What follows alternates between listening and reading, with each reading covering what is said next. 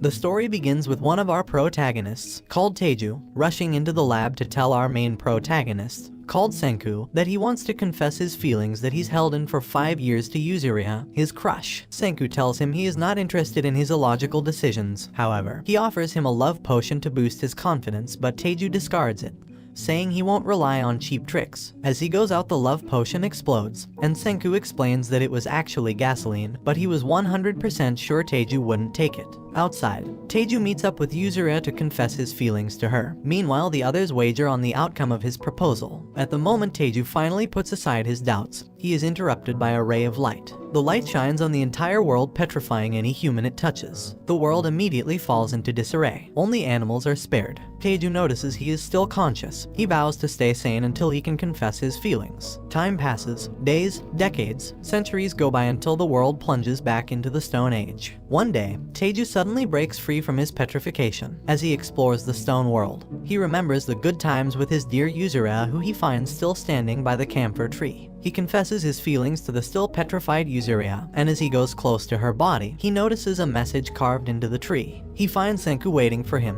Senku explains to him that the date is October 5th, 5738. 3,700 years have passed since they turned to stone. Senku reveals he was counting seconds while being petrified until he broke free. He takes Teju to his base where they begin to invent tools for survival in the stone world. The next day, they go to a cave where Senku explains that the reason they were the first to wake up has something to do with the cave. Senku explains that the liquid dripping from the cave is nitric acid, which might be responsible for corroding their petrification. Senku has already started experimenting with the liquid but hasn't succeeded. They decide to make alcohol using wild grapes. Senku handles the brainy stuff while Teju does the manual labor. 3 weeks later, they have acquired alcohol, so they start distilling it. Senku's clay pot is not up to the task, so they take the slower approach. After a year, they succeed in creating a mixture which they use to depetrify a bird. Teju decides to revive Yuzuriha next with the fluid. He stops halfway, suddenly realizing she would be revived naked. He tries to take her petrified body back to their camp. However, on their way, a lion begins chasing them.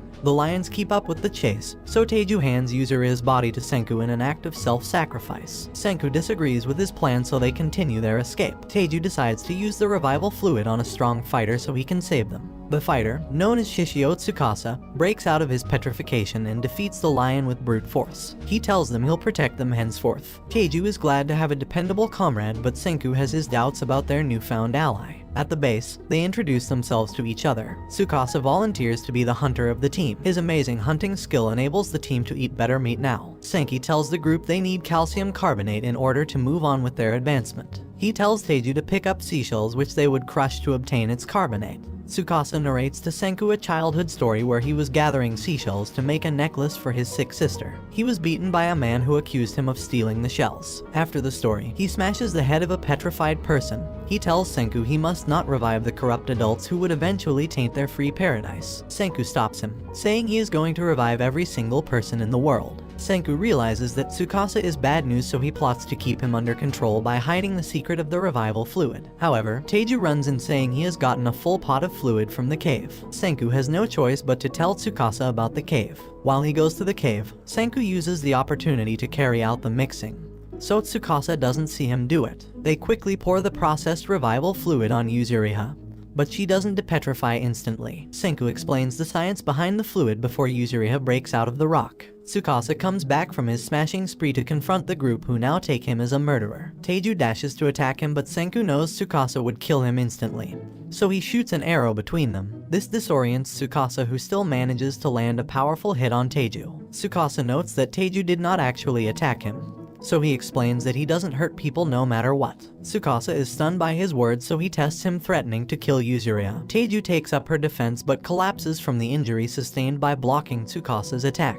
Tsukasa decides not to fight, so he leaves the group and heads into the forest. Senku begins to destroy their base. He tells the group they need to fake their exit if they are to successfully make a weapon that will be able to stop Tsukasa. They set out on a journey to find raw materials for their weapon. Tsukasa arrives at the base but catches on instantly to what Senku was trying to achieve. The group arrives at the peak of a mountain. Here Senku tells them they have arrived to obtain gunpowder. Atop the mountain, Teju and Yuzuriha relax in a hot spring. Here, he tells her he would finish their conversation from 3,700 years ago after they bring back civilization. Senku has obtained sulfur, charcoal, and potassium nitrate, which are the materials needed to make gunpowder. They start processing the materials together. Teju accidentally sets off a spark which causes an explosion. Teju is in shock of its explosive power, so Senku verifies that he isn't going to war with Tsukasa, and explains how he plans to use the gunpowder as leverage to make a deal. As they converse, they notice a smoke signal from the forest. Senku realizes that there are other people apart from them in the stone world. They decide to increase the explosion to send their own signal, but end up revealing their position to Tsukasa. He quickly adopts Yuzuriha, using her as a bargaining chip to obtain the secret of the revival fluid, so Yuzuriha decides to play the sacrificial lamb. Senku knows he would be killed if he tells Tsukasa the formula. However, he tells him anyway. Tsukasa gives a condition to spare Senku's life if he swears to abandon science. Senku gets a flashback from his childhood. After observing his interest in science, his father sells his car to provide equipment for him. Senku begins trying out different experiments from a young age along with Teju. He even tried building a rock. Senku refuses Tsukasa's proposal. He tells him to make his death painless, so Tsukasa assures him that he'll crush his cervical nerve in one go. Teju runs to Senku's aid but is too late. As they sob, Tsukasa is wary that Teju would confront him in anger. Teju lifts a huge rock which he throws in the air to distract Tsukasa from Yuzuriha, who tosses the newly developed gunpowder. Their actions create a planned explosion. Tsukasa is unhurt by the explosion, but Teju and Yuzuriha along with Senku's body escape successfully. Teju tries different approaches to revive Senku but fails. He recalls a childhood memory. From the memory, he realizes that Senku would never actually sacrifice himself for anyone. Teju starts racking his head for clues. They recall that Senku was always cracking his neck all along. They take a look at his body and discover a petrified potion on his neck. The revival fluid is known to heal the areas that are petrified, so they apply some in hopes that it would heal his neck. In his death, Senku relives memories from when he woke up in the stone world. He started making tools to survive from scratch. He acquired sharp objects, ropes, made fire, made clothes, and a mini house for himself. Senku starts feeling the weight of his exhaustion, so he decides to look for a helping hand. He goes to dig up Teju's body. Then he begins looking for clues in order to undo the petrification. He surmised that there had to be an external factor that played a role in his revival, and so he discovers the cave flowing with nitric acid. He tries it on Teju, but the petrification doesn't break, so he began experimenting on birds and other humans. Back in the present, it's morning. Teju and Yuzuriha wake up to see that Senku has come back to life. They're excited to see him, and Teju almost breaks his back with a hug. Later, Senku explains to the others that since Tsukasa thinks he is dead, he intends to stay that way. He orders Teju and Yuzuriha to infiltrate his camp as spies. Senku explains that he will go to seek allies with the mysterious people that sent the smoke signal. Tsukasa encounters a lady. She attacks him instantly, although he doesn't have an issue blocking her attacks. She tells him she witnessed him capture Yuzuriha and kill Senku. Tsukasa realizes that she could pose a danger to his goals, so he makes a tree fall on her. Senku rushes to her location to find her trapped under a huge tree, so he begins crafting a pulley which he uses to lift the log off her and set her free. She introduces herself as Kohaku. She tells Senku she has taken a liking to him, but Senku quickly clears the air that he is not interested in relationships. At night, Senku notices that she is on guard. He tells her he wouldn't even think to assault a lioness like her in her sleep. However, Kohaku explains that it's already a habit of hers to be cautious. She tells Senku she would help him defeat Tsukasa by introducing him to more allies. The next day, she goes to fetch some hot spring water to deliver to her village. She hasn't recovered from her battle with Tsukasa, so Senku offers to help her. Surprisingly, he's not able to move the pot, so he makes a contraption to help them move the pot down the hill. They arrive at the entrance of the village. Senku is surprised that so many people are already living there. He is suddenly attacked by two boys but is shielded by Kohaku, who tells them that he saved her life. The boys, called Kinro and Jinro, explain that it's against the village rules to allow strangers in. Senku makes a lot of bubbles using soap, making the warriors are confused as they have never seen such a thing before. Chrome appears on the scene, introducing himself as a sorcerer. He figures out that the bubbles are no threat. He then confronts Senku in a duel of sorcery. Chrome makes a fire and begins his sorcery by changing its colors, but Senku isn't impressed by a simple flame test. Chrome moves on to his next party trick, where he rubs his hands on a ball of sulfur to create electricity. Senku takes the ball to create a higher voltage of electricity. He is impressed that Chrome was able to achieve so much without modern knowledge. Senku turns his shed into a new base. Inside, he discovers Chrome has picked out all sorts of minerals already. Senku boils some of the minerals and uses the outcome to coat Kinro's spear with gold. He catches on that Senku is trying to bribe him, but he turns him down. At the shed, Senku notices a lot of medicinal plants, and Chrome explains that it is all to cure Ruri, who is Kohaku's sister that's seriously ill. Senku explains to Chrome how the world worked before the petrification. So Chrome decides to cooperate if Senku can find a way to cure Ruri. In the village, news of Senku's arrival starts spreading. They tell Kohaku's father, the village chief, that it was Kohaku who brought in the stranger. Senku explains that he is going to make antibiotics that can cure almost any disease. He explains the steps necessary for them to be able to create the drug. The group heads into the river to collect iron sand using a magnet. Shortly after, a watermelon kid called Suika shows up to assist them. They welcome her as they need all the manpower they can get. After gathering the iron sand, Senku makes a furnace for melting it, and the group begins to blow in air intensely all night. The next day, their effort is wasted because their number could not generate enough heat needed to melt the iron. They decide to recruit more people to generate the necessary manpower. Suika is given the mission to head into the village to determine what would attract people. She returns to give her report, revealing that the pretty girls in the village want a boyfriend, and the village glutton is tired of eating grilled fish every day. On hearing this, Senku decides to cook for the villagers. They start processing millet, after which they are able to achieve millet flour. By adding eggs and other ingredients, Senku transforms the millet flour into ramen. The group enjoys their new meal, but Senku is disappointed by the result. However, they move on to make a food stall that attracts the villagers. Here, they serve the newly acquired ramen to everyone. Kohaku notices an unfamiliar face, so they confront him asking if he works for Tsukasa. Senku recognizes him as a Sajiri Gen, a popular con artist before the Stone World. Gen quickly crafts a story of how he found himself in their midst, but Kohaku doesn't buy it. Senku doesn't care as long as he works for his meal. Senku succeeds in making the villagers work for him, as well as making Gen, who calls himself a mentalist, admit that he works for Tsukasa. He tells Senku he was sent to confirm his death. However, he has a change of heart after seeing Senku's inventions. He explains that he wants to live an easy life, and Senku's science is the only way to achieve that. Senku tells the group they are going to make a generator next. They start salvaging tools for the project, including the village bridge. A girl reports their deeds around the village, so Magma, who's the strongest in the village, arrives to kill Senku. Gen confronts Magma and his group with flowers. He tells them he wants to stop the lightning with magic, and demonstrates by making the flowers in his hands disappear, so they believe him and leave. Senku and the party climb up the mountain. Here they use Kinro's spear as a lightning rod and are able to create a magnet as planned, although at the expense of the rod which Kinro loved. They move on to construct copper plates, and with the magnet, they successfully built a generator. With Gen's help, they are able to recruit Kinro and Jinro to operate the generator. Senku climbs atop the shed, where he connects his copper wires with a bamboo leaf to create an Edison light bulb.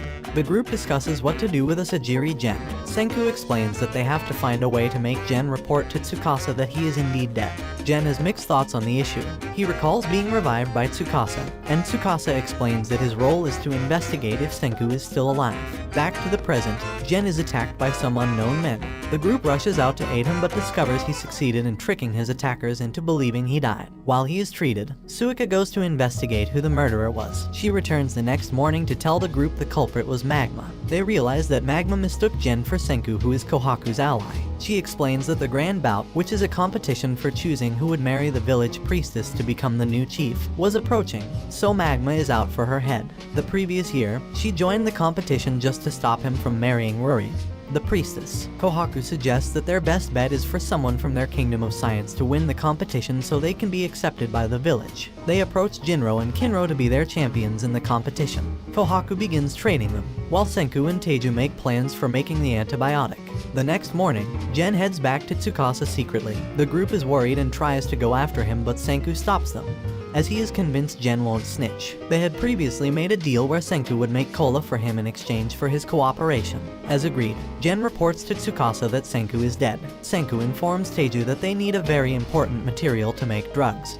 He explains that the material needed is glass. He mashes the watermelon on Suika's head, revealing her cute face, which changes drastically. She reveals she has bad eyesight and the watermelon mask makes it better. However, Senku understands her situation. He explains that making glass would remedy her situation. Senku leads the team to begin excavating for materials for making glass, quartz and sand. They mix the acquired sand with a bunch of materials they already have and successfully make glass. Senku does the refraction by polishing the glass until it is suitable for Suika. With her new glasses, she is able to see clearly for the first time. Kohaku continues training Kinro. She easily defeats him when she closes the distance between them. Jinro is aware that he has long-sightedness, but he tells him not to reveal his condition to anyone, saying warriors have no room for excuses. Senku moves on with his glass-making project, but they fail each time. Teiju brings a man to help with the delicate crafting. They make the old man, called Keiichi, watch their failed glass-making attempt, so he gets too excited and offers to help. With his help, they successfully make a lot of glasswares. Jinro and Kinro ask Senku to make them a gold and silver spear each. Senku agrees under the condition that they help him obtain an essential material. Senku makes the silver spear and leads the team to a hot spring area. He tells Jinro the spear is serving as a sensor. He has to notice when the tip turns black or they all die. They explore the area together with Jinro almost passing out from anxiety. Finally, they arrive at their destination, an emerald green spring that Senku explains to contain hydrogen sulfide and sulfur dioxide.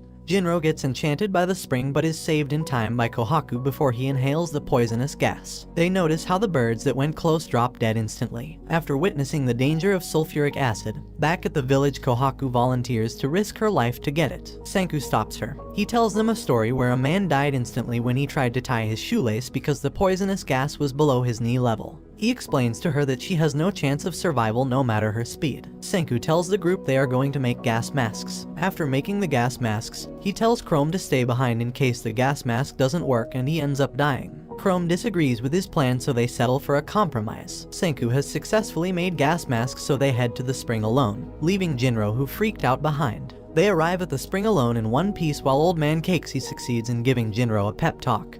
He ends up making an extra mask for Jinro. At the spring, Chrome notices that Senku's equipment is damaged. He tries to reach out, but the ground under him caves in instead. He begins falling, but Jinro appears out of the blue to save him with his spear. He succeeds in pulling him out of danger, and the group successfully acquires sulfuric acid. And this brings the anime to an end. Comment if you would like a part 2. Don't forget to like and subscribe if you enjoyed, and turn on the notification bell so you never miss out on another video. Until next time, take care.